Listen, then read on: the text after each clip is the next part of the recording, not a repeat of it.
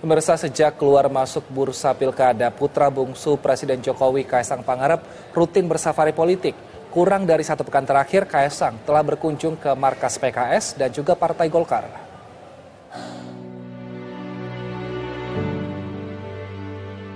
Disambut langsung Presiden PKS Ahmad Saiku, Ketua Umum PSI Kaisang Pangarep bertandang ke markas PKS Senin 8 Juli lalu. Jelang pilkada serentak, pertemuan ini pun disinyalir menjadi awal kerjasama politik antara PKS dan PSI. Usai pertemuan, Kaisang berharap agar PSI bisa berkolaborasi dengan PKS dalam berbagai ajang pilkada. Semoga ada kolaborasi yang tentunya nanti akan terjadi di pilkada, dan alhamdulillah seperti Pak Presiden PKS tadi bilang, di Banten, di Kabupaten Lebak, alhamdulillah bukan mungkin lagi, tapi insya Allah pasti nanti kolaborasi antara PKS dan PSI. Hanya berserang 3 hari dari kunjungannya ke PKS, Kamis kemarin Kaisang kembali bersafari politik dengan mendatangi kantor DPP Partai Golkar. Usai pertemuan, Partai Golkar bahkan langsung mengisyaratkan karpet merah untuk Kaisang di Pilkada Jakarta.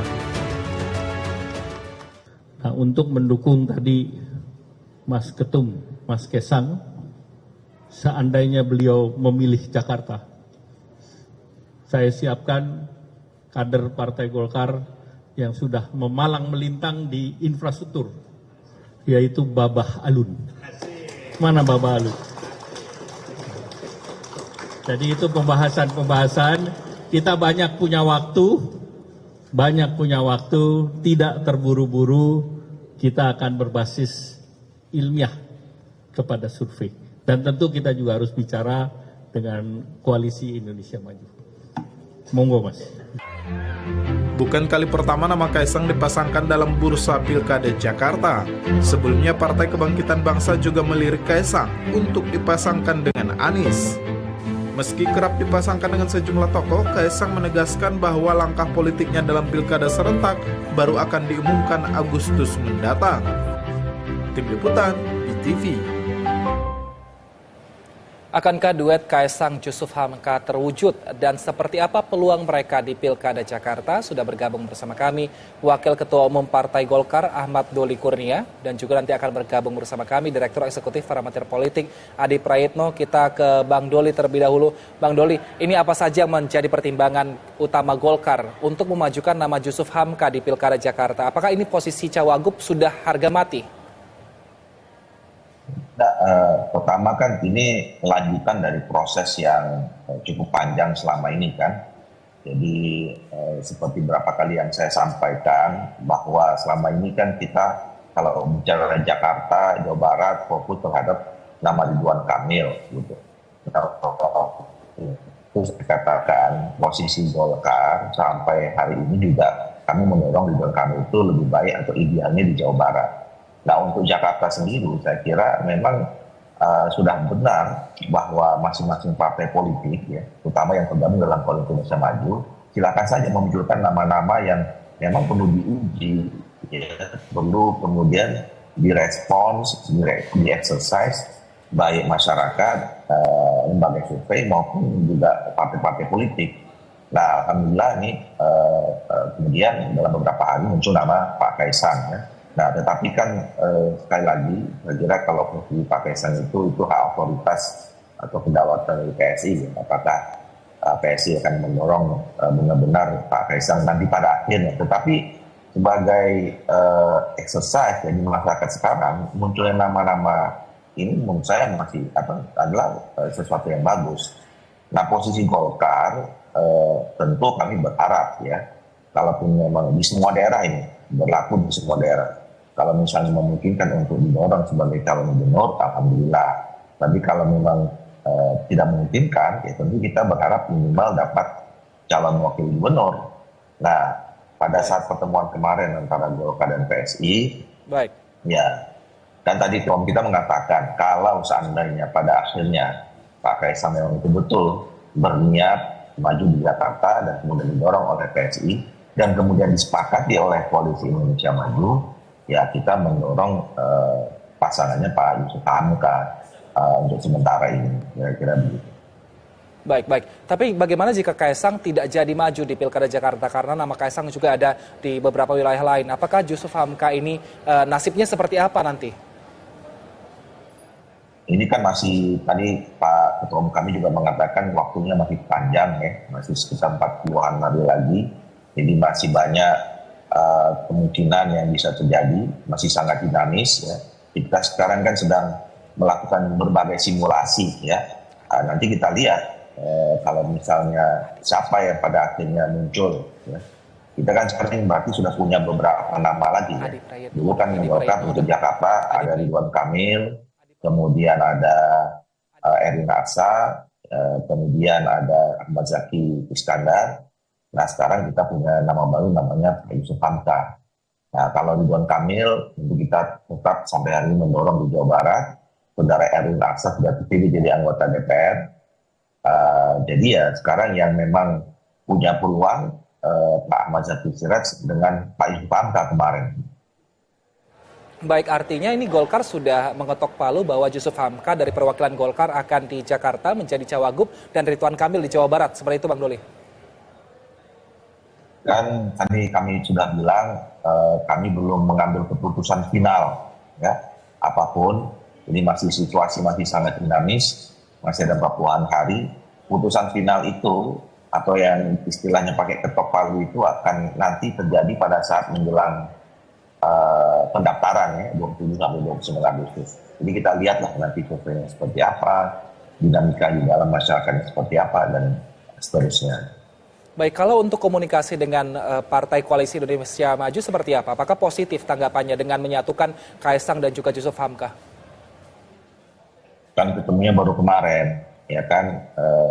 Kalau Pak Erlangga sama pimpinan Koalisi Indonesia Maju itu kan ya setiap saat bisa berkomunikasi, ya. Karena ya bisa by phone, secara informal bisa sering ketemu di rapat-rapat kabinet, gitu. Jadi saya kira karena baru pertemuannya kemarin, ya ini masih dalam komunikasi awal lah. Gitu.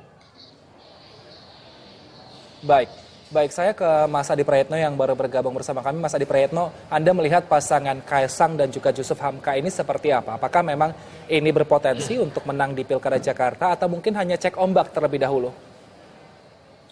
Ya, saya kira belum ada kesimpulan apapun dari statement politik yang disampaikan oleh Pak Erlangga Hartarto. Ini kan semacam pembicaraan sehabis pertemuan dengan PSI ya. Karena memang kalau bicara tentang koalisi tentu butuh penjajakan yang cukup signifikan. Karena saya kira partai-partai di KIM ini punya jagoan masing-masing yang sepertinya akan diusulkan. Kan sejak beberapa waktu yang lalu kita sering mendengar misalnya Golkar itu menyebut sejumlah kader mereka yang potensial akan di ujung. Misalnya soal nama Pak Zaki, kemudian ada Pak Erwin Aksa, belakangan muncul nama Jusuf Hamka. Ini kan semacam beauty contest sebenarnya. Apakah nama-nama yang dimunculkan ini adalah sosok yang punya penetrasi, punya daya jangkau yang kemudian cocok ya jika disampaikan kepada publik secara terbuka.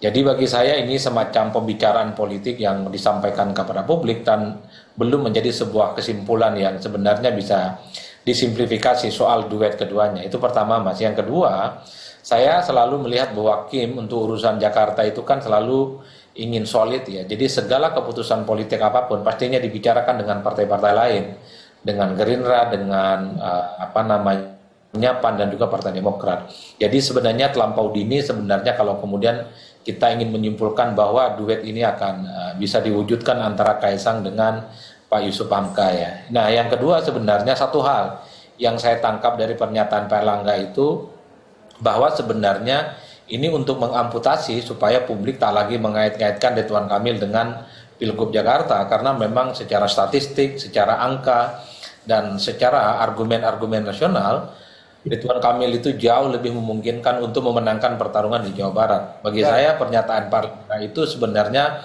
satu hal bahwa kalau bicara tentang Pilgub Jakarta jangan lagi ada kaitannya dengan Ridwan Kamil karena Ridwan Kamil seperti memang dalam tanda kutip dikarantina dipersiapkan untuk maju dalam Pilgub Jakarta. Apakah akan ada kader-kader lain yang akan diusulkan di Jakarta selain Jusuf Hamka? Saya kira iya.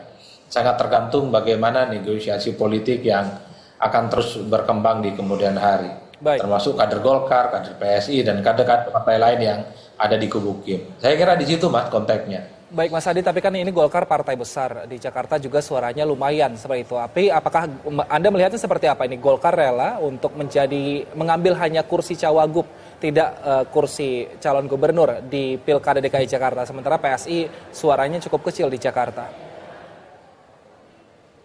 Kan masih simpang siur segala sesuatunya Mas. Dulu memang ada informasi bahwa seakan-akan kubu Kim itu akan mengusulkan Ridwan Kamil. Pasangan yang sempat muncul adalah nama Kaisang. Setelah itu juga muncul kan nama Budi Juwandono yang akan disandingkan dengan nama lain misalnya. Ini kan semuanya cek ombak, belum ada keputusan pasti. Tapi bagi saya semua ini akan mungkin soal bagaimana konfigurasi politik di internal Kim yang masih serba berubah secara total. Saya berpikir kalau Kim memang memajukan Kaisang misalnya di Jakarta terlampau beresiko. Karena lawan yang potensial dihadapi adalah nama yang punya nama besar seperti Anies Baswedan. Atau mungkin nama seperti Ahok yang kemungkinan besar juga dilirik oleh PDIP dimajukan di Jakarta. Artinya apa? Kim tentu saja sedang berhitung betul. Kalau mereka kemudian akan mengusungkan sosok yang relatif kompetitif, bisa bersaing dengan nama-nama besar yang lain, tentu jawabannya bukan Kaisang. Harus ada nama lain yang sekali Ridwan Kamil. Oleh karena itu bagi saya, partai-partai yang ada di Kim, kubu kekuasaan pemerintah saat ini memang harus mulai memunculkan nama lain. Kan Golkar sudah memunculkan 3 nama, ada Yusuf Hamka, kemudian ada Zaki Iskandar, ada kemudian Erwin Aksa gitu ya. PSI sudah memunculkan nama Kaisang. Nah, tinggal kita tunggu bagaimana sikap politik dari Gerindra, PAN, dan Demokrat. Kira-kira siapa kader mereka yang kemudian akan dimunculkan, baru kompromi. Nama yang kemudian relatif kuat, kompetitif, bisa bersaing dengan Anies Baswedan, mungkin dengan Ahok yang saya kira juga potensial akan dimajukan di Pilkada Jakarta. Oleh karena itu saya ngomong sejak kemarin, kalau Kaisang yang kemudian akan diusung oleh Kim, ini tentu sangat berisiko. Berisiko soal bagaimana harus melakukan kerja-kerja politik yang jauh lebih keras, karena yang dilawan itu adalah mantan petahana yang masih punya nama kuat di Jakarta, namanya Anies Baswedan. Jadi Kim perlu keras sebenarnya memunculkan nama lain, opsi lain ya di luar Kaisang tentu saja. Baik, kita akan nantikan seperti apa keputusan dari Partai Golkar dan juga partai-partai lainnya untuk yang akan mengusung di Pilkada DKI Jakarta. Terima kasih atas waktunya Mas Adi Praetno dan juga Bang Doli telah bergabung bersama kami. Sehat selalu. Sama.